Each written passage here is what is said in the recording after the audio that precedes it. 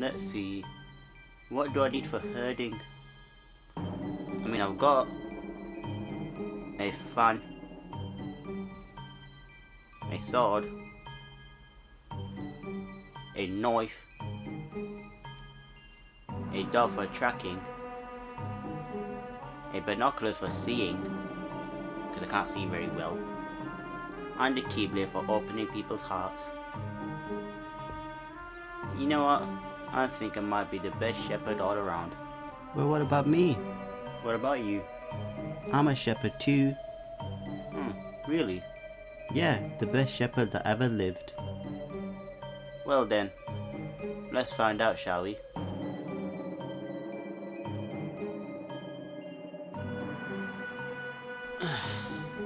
You know, this is one of a kind herding simulator game that hasn't been duplicated. What I mean is that there's a ton of shooters, RPGs, but not a lot of game that revolves around herding creatures, not that I know of. And with that being said, the game is made by Code Design and published by Eidos Interactive. This game is basically a strategy puzzle game. I'll talk about that when I cover the gameplay. And this game is a PlayStation 2 exclusive title, released in 2002 and a whole year for Japan in 2003. And the reception of the game was mixed and positive. The music in this game is really good. It can calm you down when you're strategizing or when things get tense, like when you're getting chased by these pink gorillas or trying slowly to herd these little chickens back to their pen. Both of them have their own music, but my favourite music is the one in Elven Woods. Now the gameplay is simple enough. You see a creature and you herd them to their pens. But to make it easier, you need to use herding tools that you earn when you progress further to the story. Now these tools are as following. A herding stick that is used to gather the pink chickens so that they don't scatter when you're guiding them. It calms them down with music. A magic boot so that you can jump higher and you can run, as before you can only walk. I mean, obviously we didn't have shoes and we were walking around in bare feet. A magic flute that when used you can gather the purple tail, yellow ducks and black balls. Now some of them you can only gather 8 or 9 of them, so if there's a bunch of them then you have to go back and forth and you can't run, leaving you open for attacks. A magic horn that will scare all creatures you herd and get the attention of the pink Sasquatch. A magic feather that makes your body weightless so that you can climb these fragile ladders. A magic hammer that can unlock paths for you. In order to use this, you need to collect bells. A magic glove.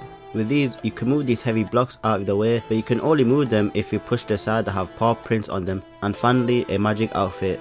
With this, you can now swim and can fully explore areas, so you have no drawbacks. Finally, no more drowning. I like it that you see Gerdy as this raggedy kid that has nothing, to complete makeover that has everything. I like the progression that you see in the character. Now that we talk about the tools that will be helping you on your journey, it's time to talk about the creatures that you'll be herding. First are these pink chicken called dupes. Why? Because they make dupe sounds. These creatures for me are the pain to herd. They're too sensitive. If you move fast but always behind them, they scatter. Even if you walk, they go their own path when you're guiding them to another. It gets really annoying. Good thing about them is that they can survive being in water, but they have no control as to where to go. So be careful when you guide them to a stream, as they can be lost forever. And I'm not sure if they can survive a long fall. I know they can if there's water underneath. Well, guess we'll never find out. Second is this big pink flamingo called Grumps. Now they eat anything, so you need to keep him away from all creatures, except one. If they see you, they will chase you around until you put them in their pens. And if he does catch you, he'll hit you so hard that you will spawn in random area. Well, not random, but... Here's a tip. Don't trap them near the creature's pen, as he'll whip out a fishing rod from out of nowhere and eat them. Third are these purple tails called bleeps. Why? Because they make bleep sounds, of course. And oh my god, these little critters are so cute and adorable. I want to squeeze them. Unfortunately they can't swim, like can't touch water, cause that'd just be instant dead. But the positive is that they can survive any falls because they use their tail as a propeller and slowly fall down. Make sure they're following you, as this section some of them landed outside the pen, so I had to do it again. And make sure they don't get stuck as well. Fourth are these yellow ducks called honks. Why? I don't know, because they're horny? Come on guys, you should know by now. These little ones can survive in water and swim, so water are their best buddies. But they can't survive a long fall, even though this mole told me that they can survive even if there's a small puddle underneath. Liar. Also, they have little babies called honklings. They come out if the adults are around them. Fifth are these bleeps. You don't hurt them, but they are useful as Grumps will eat them. They get sick for 20 seconds, more than enough for the next strategy. 6 are these ants that are called, well, ants. In order to herd these, you need a music ant and find the rest so you can put them in their hut. Make sure that the colour matches the ant, as the red won't follow the blue, and keep them away from other creatures, as I will spear them to death. 7th are these ugly black balls called Grymps. Similar to Grumps, they eat anything, but the good old flute will calm them down. Well, that if they don't catch you and knock you out. Just make sure the Grumps not close, as they can do a double combo on you. And lastly are these purple rats called glooters. Not much is known about them, other than they show up in the city. Now, you see the flaws in the AI as you herd certain creatures. Like for example, you see them getting stuck into certain objects or obstacles, or they follow you even though you don't want them to. The map in this game is super helpful as it shows different creatures assigned with their own colours. This helped me out a lot. You have a progress bar at the bottom of the screen giving you indication of how far you got. At certain levels you need to pen 50 creatures and so on. But the Grumps can eat the locks, giving you the option to start the level over again. And also you can collect 100 bells on each level, giving you the ultra bell, but this is optional. The story isn't that complex, but before we talk about that, I want to talk about the voice acting. And my god, it is so good. Especially the ones with British accents, like the Gypsies, Grandma, the rest and Gerdy. Pretty much everyone has a good voice actor, but Gerdy as a character is so innocent and polite, sometimes can get witty, and he always asks for your permission to move to the next area. Shall I leave this area? Which I honestly don't know why he would do that, but it's not onto his story. You wake up realizing that you're late to the tournament as you try to wake up your dad, but he isn't waking up. My goodness, that got dark. Realizing this, you try and find help. This level is a tutorial as you talk to Spike, so he gives you insight about the map and tells you to go to Grandma's house, as the elders always have answers, but not him as he's 12 years old. In order to progress to the next area, you need to talk to the Gypsies, but make sure you herded enough to go through. You arrive at Meadows village and a mole with big glasses will help you find Grandma's cottage. He is basically a helper. You find this innocent girl on a swing as she teaches you how to talk and... This is Meadow Village, full of really nice people to talk to. But I'm not sure how. That's the easy part. Just go over to them and press the circle button. Try it out on me if you want. Okay, but no funny business. I will call the police. Oh, I wish someone would give me a push. Oh, okay. I'll let you off then. You find Grandma and tell her of the situation, and she tells us to find Yggdrasil, the wood sage. If you get lost, follow the woodpeckers. The sage tells you the history of the island, as there were 6 elders that created everything around them and placed the power inside a single seed, the legendary first acorn. You find out that Eidos put a spell on your father as fears that he might beat him in a tournament, but you must take the mantle and defeat Eidos. But we're inexperienced with herding, how can we beat him? Not to worry, as Yiggy will help us. He teaches you the basics and need to beat his time of 5 minutes. Try to get the dupes in the pen and you get a herding stick. You talk to Grandma one last time and well, we need to find Sarah. Doing so unlocks the gate and we get our boot. Now we can reach high places. Oh, that must have hurt. Sorry, Gerdy. Next area is called Valley Floor. Now this area has 3 branches to explore, but we don't have the right tools with us, so we just have to herd enough creatures and head to Midmere. This place looks pleasant. The map can get confusing to navigate, and ooh look, an old man. Lived here many years and can find no means to be rid of them. Wow. Don't you get hungry just sitting there? Well, that is perfectly understandable concern, but oh great, now you got me wondering whether he is hungry or not. Herding more creatures in this area and a big gate unlocks. We head through and meet Red, the magician. We have to beat his time of 3 minutes 40 to get the magical flute. This area will really test your skills. One good thing about Midmere is that there are puzzles to solve, putting certain creatures in certain pens and whatnot. We head to Elven Woods to get another tool, and we find Elfin the elf and beat his time of 6 minutes. This was a pain to beat. You put the Grump in his little pen and gather 26 dupes and put them in their pen and put the honk in theirs and bam, done. We get the horn and head back to the valley floors as we can't get past the gate and need the hammer. Well, this isn't it. The bear's blocking the path and the horn isn't waking him up. Let's go somewhere else. Hey, you! Gosh, that tree came out of nowhere. I'm on my way to the great tournament. I am going to defeat Eidos. What? You? Win the great tournament?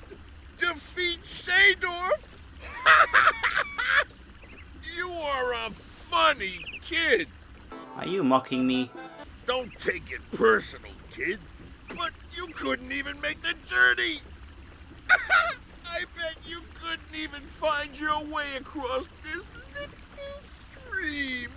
Yes, I could. Oh, you could? Oh, come on then, kid. Give it your best shot. Let's see you cross the mighty stream. Not gonna lie, that is a bit funny. But he's a lazy sod, and the flute did the trick. We enter a daisy patch and find a bee that is lost. We guide him out with our flute. Just don't forget to use the flute. We wake this gypsy with a horn and go to the Goldmine Gorge. And my goodness, the dupe was dying randomly. We meet Jake, who invented the ladder, and tells us that we need Belder's feather in Belder's Spring. Ah, right.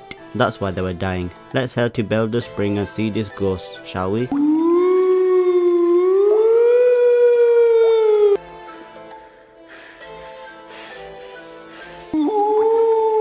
Dares to enter my... Hey, let go of that. That's my hand. Give it back. What? He's not scary. An idiot, yeah, but no, not scary at all. So we need to find his bones so that he can give us the feather. Now you need to hurt certain creatures to get them. Pen the Grumps for the arm and hand, and the bleeps for the skull. This level is dark and half of it is water, and we can't swim yet, so I had to rely on the map. We get the feather from his body, and now we can climb ladders. Well, guess I'll go back to valley floors again. I don't know where to go. Hold on, I got an idea. I can load this bee to the bear. Oh, it worked. Honestly, my genie scares me. Sometimes I'm just that good. And with that, onto Mountain Pass. Hurt 50% of the creatures and head to Moonlit Peaks. Now it gets snowy. Collect certain amount of bells to unlock the door to the next area.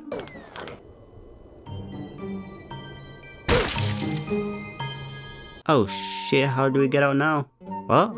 We found Sandy Claus. Ooh, sorry, his name is Nick.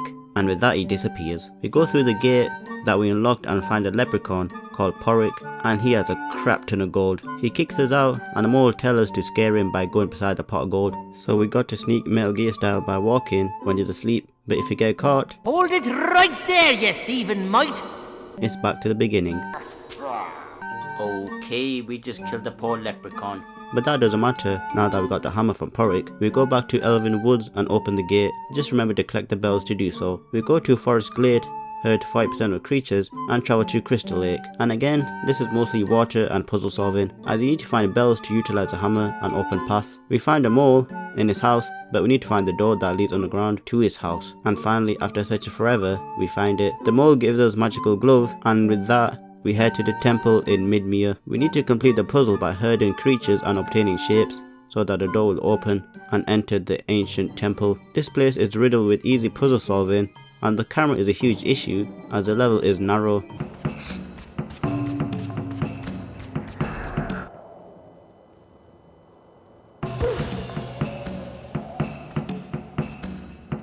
What? All the way to the beginning? Oh, fuck you, game. We find this weird talk show guy as he quizzes us on random trivia of the game. It's pretty easy, and our prize is, of course, bells. Through all that we reach the end and travel to Parrot Cove, and here we meet Yggdrasil again as he reveals he is the last elder and really needs the acorn to save the island. Well, we have a time trial and we have to beat Gerdy's dad time of 7 minutes. This is easy, just drop the dupes at the bottom, load the Grumps at the top and to the pens. We do the same on both sides and get the honks to one side to another, and use this path as they will die if they fall off a ledge. I collected my first 100 bell, so that's cool. I don't think a bird could make that kind of noise, you know. You be calling me a liar, is that it? I've had folk walk the plank for less. What plank? The one on my ship. What ship? I really do enjoy watching these cutscenes. We take the ship to Scragg's nest and try to scare this huge bird by using a horn. Doing so, you get a magical outfit that let you swim, so it's no longer an obstacle. We also get a second Ultra Bell. We head back to Crystal Lake and herd 5% of the creatures, and swim and go to Great Forest. Oh crap, this level has 70% till I can go further. The tide is against me here. We meet the Bell Bear that sets 100 bells on every level. Really? Long walk to your secret hideout? Seriously? I can sleep for 8 hours and he still be walking. Anyways, I can't be bothered to wait, so on to the next area, the Lost Bear. This is an escort mission as you need to find the ingredients for the witch by trapping 3 Grumps in 3 minutes. Easy. She releases a bear and we need to guide him to his sister. We need to find a safe route, as if he's scared by the ghost or falling off tall ledges, it's back to the beginning. But we reunite him with his sister. The amount of time I retried this escort mission is countless, but thank God that is over with. Next area is Beaver Creek. You heard all the creatures and find the talk show guy to answer 3 questions. These were difficult, especially the last one, since I didn't know Spike's time. By the way, I found out at the end of the game that his time was 1 minute 30. I mean, who the hell go back to the first level just to see that? He unlocks a door leading to Foxtown Bridge. I cleared this level, even though 2 bleeps died. Totally not my fault. Collect all the bells to unlock the sewer gate and enter Foxtown. And they aren't kidding calling it Foxtown, there's a whole lot of foxes. Now this part is a stealth section, as you need to avoid the guards, and if caught, it's jail time. We need to get rid of glooters to progress and collect a certain amount of bells. This took quite a while as I couldn't find the last 3 bells, and my god, this level is so dark that I had to rely on my map again. Honestly, this section gave me a migraine as the camera got stuck, couldn't find any bells, and every 2 seconds I always get caught. I know that's on me because I'm not patient, but when I get caught over and over again, patience is just out the window. Now we need to get a couple ingredients like eggs, milk and wheat. When all that's done, you escort the baker to the next area and onto the ship. But thank God it's only halfway. This section is to collect all the bells, use a hammer so you can reach the ship. And here's a tip, if you get caught, just reload the quick save so that you don't have to start at the beginning and rinse and repeat, rinse and repeat. Finally, away from this garbage level and to the tournament. This island is the end game, but the gate is locked, so we need to herd the creatures outside. Collect all the bells and release the honks and pen them. Release the Grymp and pen them. Release the dupes and hide them away from the Grump. Pen him and you know what to do. The gate is open and it's time to challenge Eidos. Winner, again, the great, unconquerable Eidos.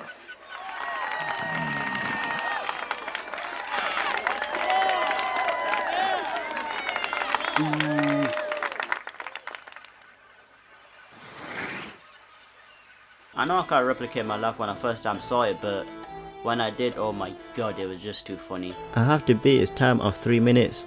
Oh boy, here we go. I beat the first challenge, not that difficult. The second one is a bit challenging, but you have more time to complete it.